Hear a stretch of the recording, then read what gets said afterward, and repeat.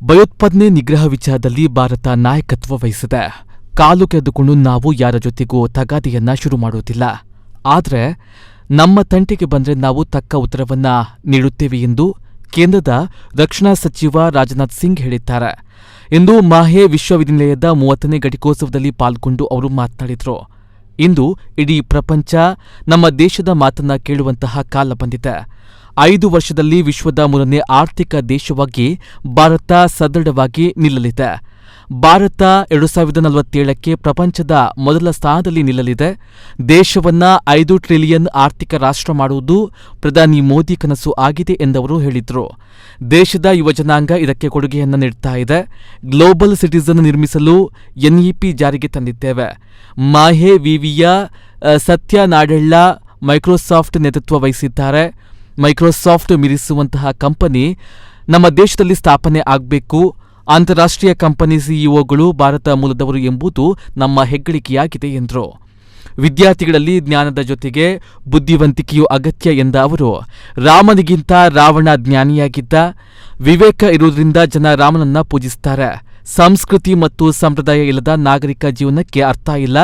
ವಿಜ್ಞಾನ ಮತ್ತು ತಂತ್ರಜ್ಞಾನದಲ್ಲಿ ಭಾರತದ ಹಲವಾರು ವರ್ಷಗಳಿಂದ ಸಾಧನೆ ಮಾಡಿಕೊಂಡಿದ್ದೇನೆ. ಈ ಬಗೆಗಿನ ನಮ್ಮ ಅಭಿಮಾನವನ್ನ ಕೆಲವರು ಹೆಚ್ಚುಗಾರಿಕೆ ಎಂದು ಟೀಕಿಸುತ್ತಾರೆ ಎಂದು ಹೇಳಿದರು. ಸಮಾರಂಭದಲ್ಲಿ ಮಾಹೆ ವಿಶ್ವವಿದ್ಯಾನಿಲಯದ ಎಚ್ಎಸ್ ಬಳ್ಳಾಲ್ ಸಹಿತ ಹಲವು ಮಂದಿ ಗಣ್ಯರು ಉಪಸ್ಥಿತರಿದ್ದರು. रावण मर्यादा पुरुषोत्तम भगवान राम से ज्यादा लालजबुल थे, ज्ञानी थे, ज्यादा विद्वान थे, सब कुछ था. रावण भगवान राम से ज्यादा धनवान थे, यानी रिच थे. भगवान राम से ज्यादा बलवान भी थे, ताकतवर थे. मृत्यु पर विजय का उन्हें वरदान प्राप्त हुआ था. लेकिन मेरे नौजवान साथियों, भारत में ही नहीं सारी दुनिया में हमारी संस्कृति को, हमारे धर्म को मानने वाले लोग वह रावण की पूजा नहीं करते हैं, बल्कि आजीवन मर्यादाओं का पालन करने वाले मर्यादा पुरुषोत्तम भगवान राम की पूजा करते हैं. क्योंकि सदैव उन्होंने विवेक का परिचय दिया. लंका पर विजय प्राप्त करने के बाद भगवान राम ने स्वयं लंका पर शासन नहीं किया, बल्कि रावण के उत्तराधिकारी को ही लंका का शासन उनके हवाले कर दिया था. इसलिए नॉलेज के साथ साथ जीवन में विजडम की सबसे बड़ी आवश्यकता होती है. इसीलिए एजुकेशन हमारी प्रोफाइल सीवी या बायोडाटा का ही नहीं, बल्कि हमारे जीवन का एक अंग होना चाहिए. अब यह बात भी साबित हो चुकी है. पाइथागोरस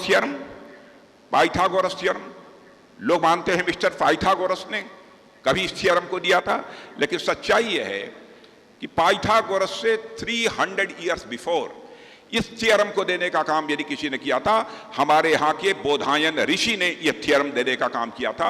आज भी वह संस्कृत में हमको उपलब्ध है. तो देश की प्रोग्रेस के लिए सबसे वैल्यूएबल एसेट यदि कोई होता है तो उस देश का नौजवान ही होता है. हमारे माननीय प्रधानमंत्री नरेंद्र मोदी जी के 5 ट्रिलियन इकोनॉमी के लक्ष्य को हासिल करने में यह भारत का नौजवान एक अपना मेजर कंट्रीब्यूशन दे सकता ही नहीं, बल्कि देगा. मैं पूरी तरह से कॉन्फिडेंट हूं. हमारे यूथ की एनर्जी, हार्डवर्क और डेडिकेशन के चलते हमारा देश नई ऊंचाइयां छू रहा है और दुनिया के एक ताकतवर देश के रूप में तेजी से हमारा देश आगे बढ़ रहा है. अब आप सभी ने अभी हाल में ही मॉर्गन स्टैनले की रिपोर्ट देखी होगी.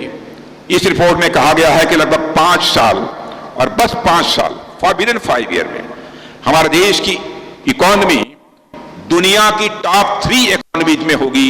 यह मॉर्गन स्टैनले ने कहा है. भारत की इस उभरती ताकत को once in a generation shift कहा गया है. और मैं कहता हूं यह तो अभी बस शुरुआत है साथियों. हमारे यूथ के बल पर देश के इंजन्स ने अभी तो फायर करने प्रारंभ किए हैं. 2047 आते आते भारत की सबसे बड़ी इकोनॉमी या टॉप इकोनॉमी किसी की होगी, हमारे भारत की होगी. इस विश्वास के साथ हमारे नौजवानों को काम करने की जरूरत है. एक क्षेत्र जिसकी मैं यहां चर्चा करना चाहूं, टेररिज्म जैसे इशू पर भारत ने दुनिया को लीड किया है और अपने पक्ष में समर्थन जुटाने में सफल रहा है. आतंकवाद को अपना टूल मानने वाले देशों को आज अच्छी तरह मालूम है कि भारत किसी देश को बेवजह छेड़ता नहीं है, लेकिन जो भारत को छेड़ता है तो उसका मुंहतोड़ जवाब देने की ताकत भारत के अंदर है, यह सारी दुनिया समझती है।